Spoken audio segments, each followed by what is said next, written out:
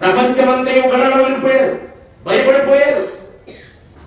ఎందుకంటే నిలబడి వాడు నిలబడినట్లే పడిపోయి చనిపోతున్నాడు. మూడో ఉగ్రత వస్తుందంట. తెలిసే విషయం చూస్తున్నారా న్యూస్ లో? సినిమాలు సీరియల్ నేను ఎంతసేపు చూసేది. ఈ విషయాలు తెలుసుకోవాలి. ప్రజల మీదకి మూడోది ఏదో ఉగ్రత రాబోతుందంట. అది ఎటు నుంచో వస్తుందో ఎవరికి తెలియదంట. ప్రజలు ప్రకటిస్తున్నారు, భక్తులు ప్రకటిస్తున్నారు. ఎవరి శాస్త్రవేత్తలు, అనేక మంది భక్తులు, జ్ఞానవంతులు, తత్వవేత్తలు తెలియపరుస్తున్నారు. మూడో ఉగ్రత భయంకరంగా రాబోతుందంట. దేవుని యందు భయభక్తులు కలిగి ఆయన సన్నిధిలో బలము కలిగి నిలబడేవారుగా ప్రార్థన చేసేవారు కావాలి ఈ రోజుల్లో. ఎంత జరుగుతున్నా మా మీదకి రాదుగా. ఆ దేశంలో వచ్చిందిగా కరోనా వైరస్, మన భారతదేశానికి కూడా వస్తుందే ఏంటి అన్నారు.